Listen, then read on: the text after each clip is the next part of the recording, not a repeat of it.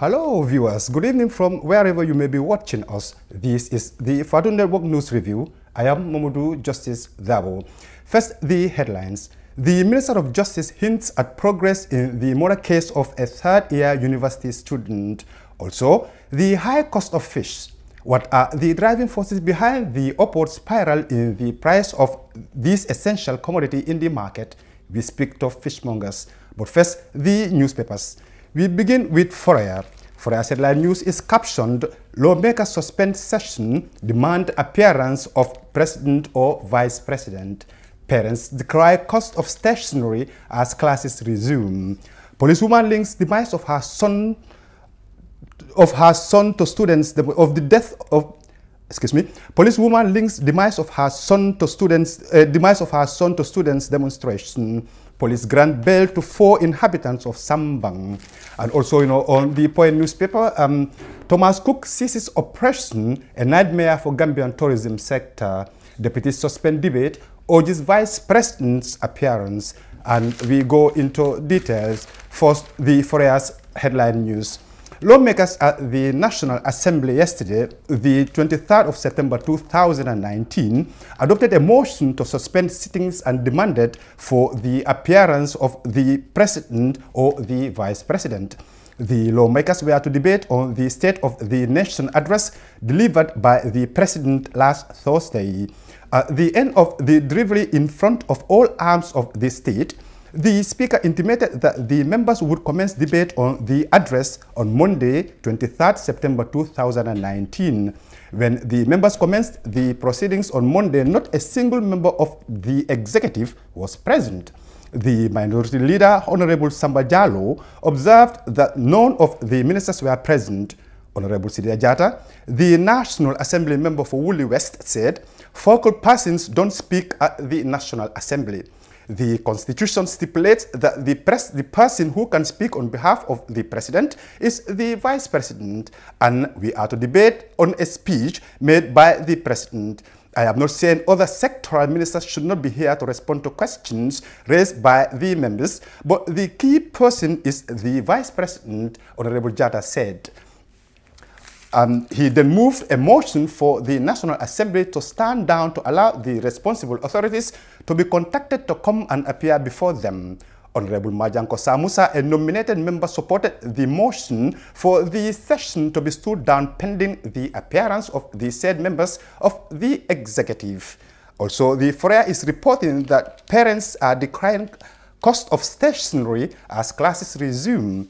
As the schools year resume, parents have lamented their challenges as they strive to buy stationery and other educational materials for their children.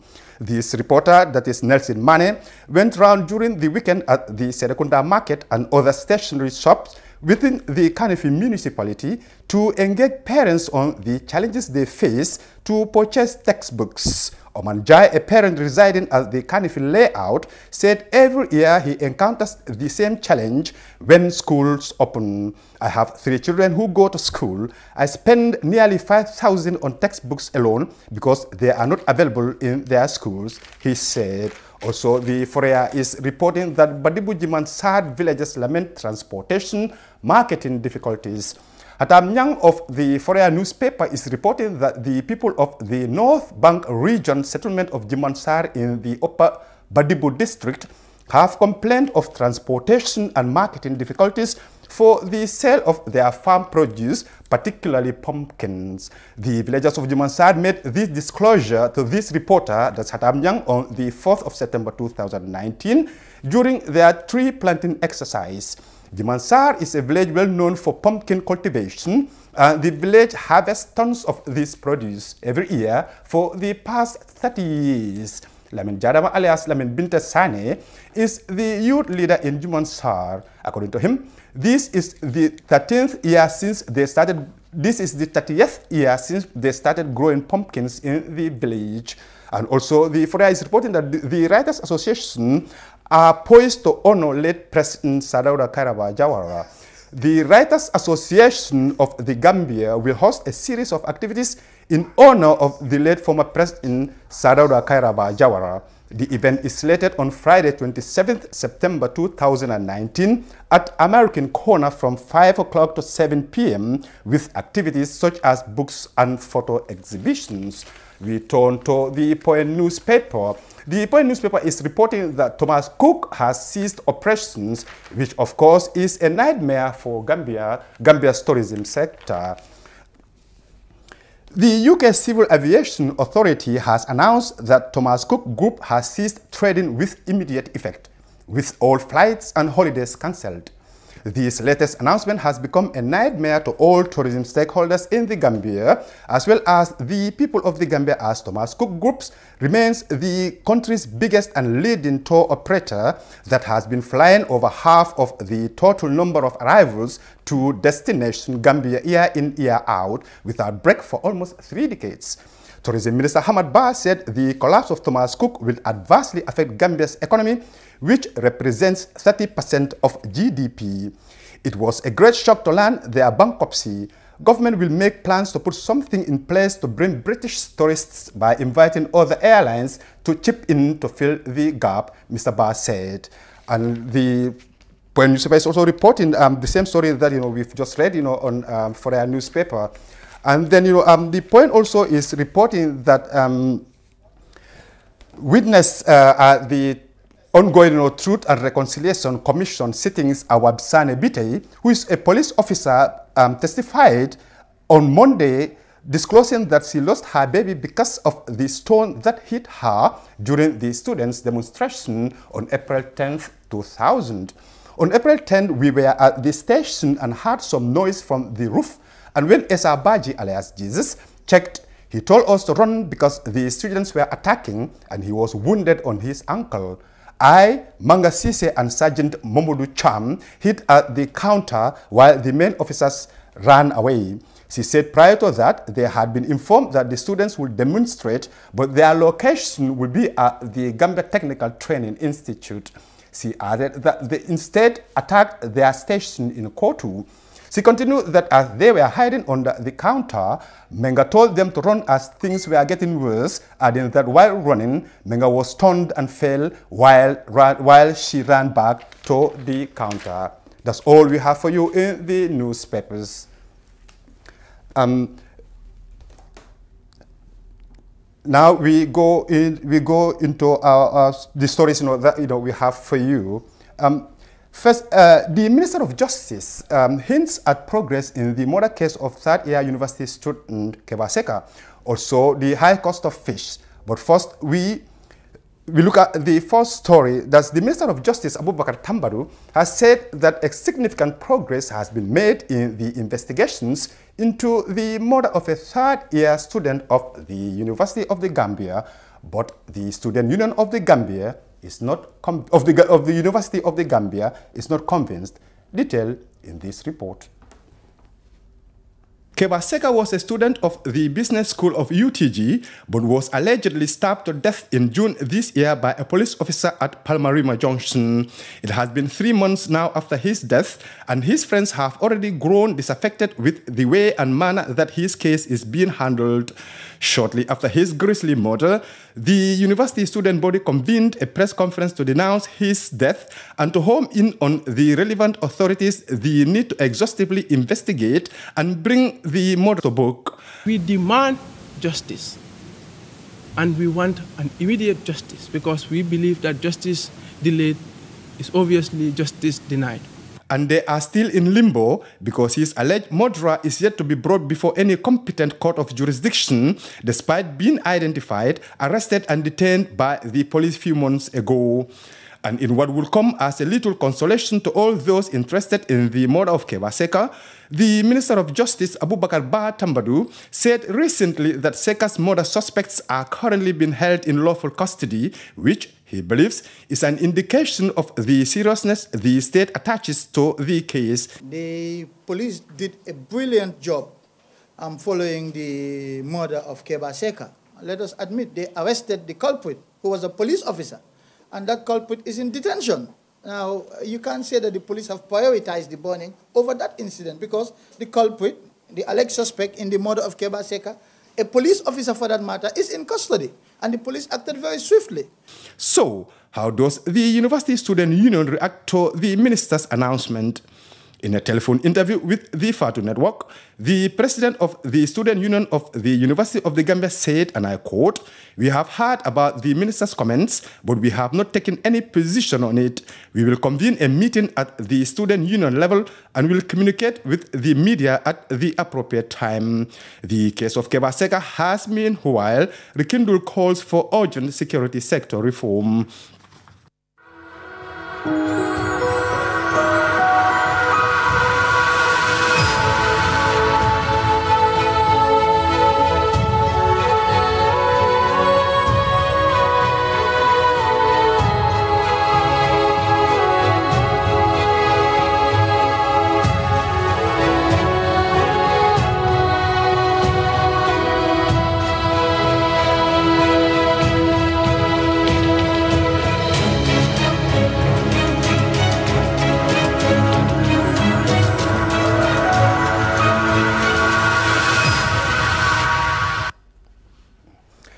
The prices of fish at the Serekunda market are shooting through the roof, but fishmongers in the market are attributing the upward spiral of fish to a complex upward spiral in the price of fish to a complex combination of factors.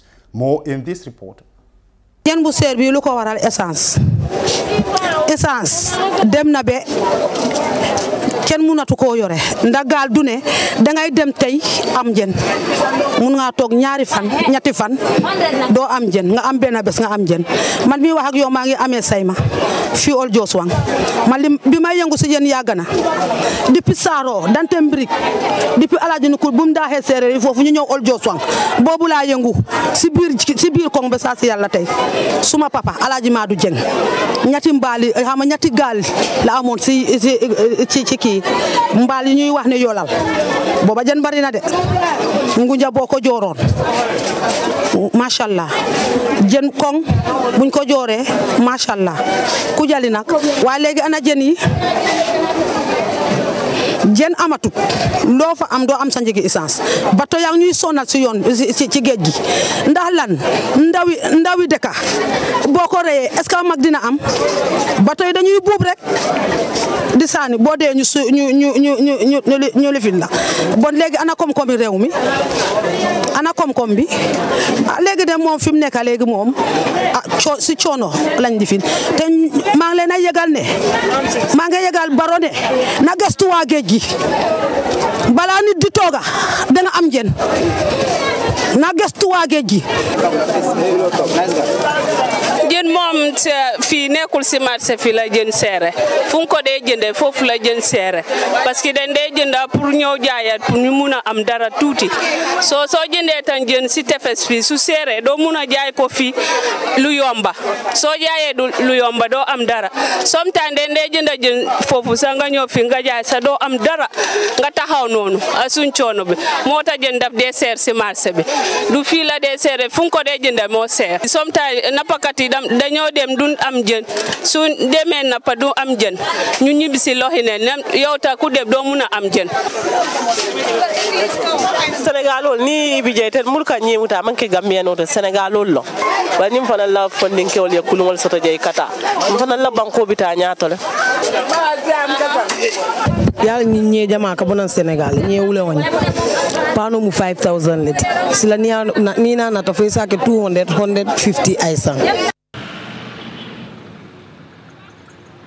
Hey, what are you doing here?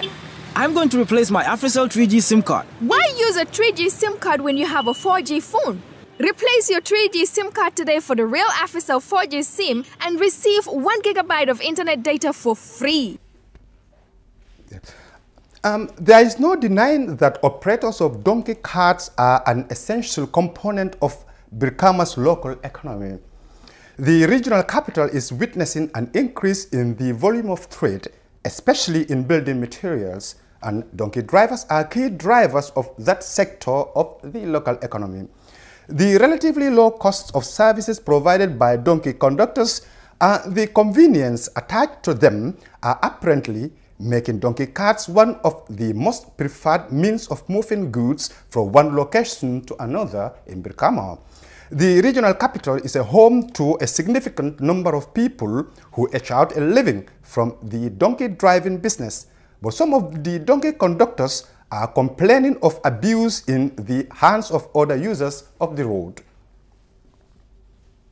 Niaje saretol siata jang amba pour bagasol la because ndel meta ñing business o kono almost 10 years mba kono but sareto advantage mun soto modol mo advantage soto because bi ne sareta ye simendo sang a sike amba ilafta la ñawanya ata bakero ñam and whilst ite mu ye bagato sang ibulote mala definitely am na jafe jafe parce que kaw tali bi mom tali bi xayna xamna sa xoli ñu gëna xat tali bi because legi da nga borom dafa jot tali bi du la nangoo may sax pour chance pour yow nga wàcc may ko daf la jot na la pin ba yàgg mu ne borom tali wàcc tali bi waa yow te ñun ñëpp dama lañ ñoo bokk dëgg ci réew mi ku nekk am nga ci liggéey boppa ñoom yàlla mu leen dénk moo tax ñun yàlla mu ñu dénk sareet waaw kenn ku ne la nga am yaatal ci sa morom nga xam ne kii moom lii kii yàlla moo ko cëdd lii kii yàlla moo ko cëdd lii man over 20 years la amee ma sama waa kër di dunda waaw maa ngi am njaboot ci laa leen dundal ci laa sama everything ci laa ko def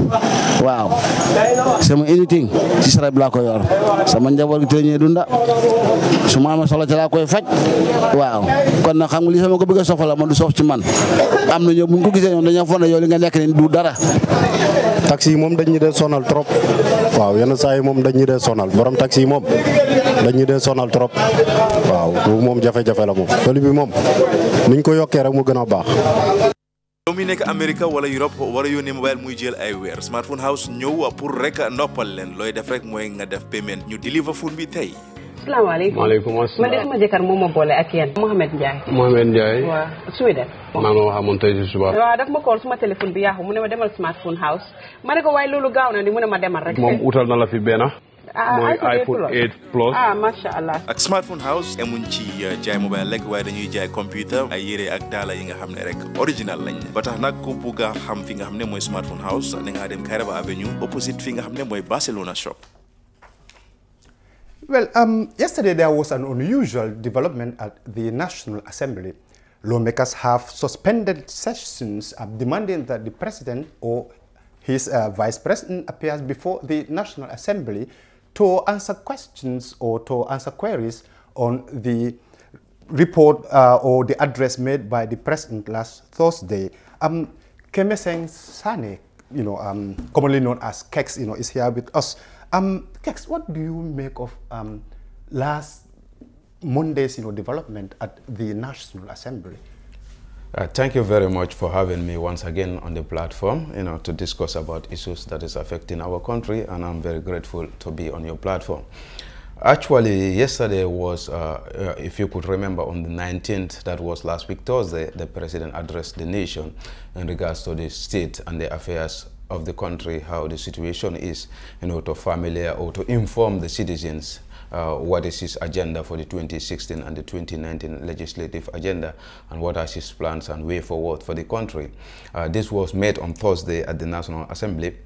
Normally, even in a very proper democracy, the timing itself is very wrong, because this is what the government should tell the citizens. This is my plan from on the 1st of January to the 31st of December. This is what is my plan, and you will put this.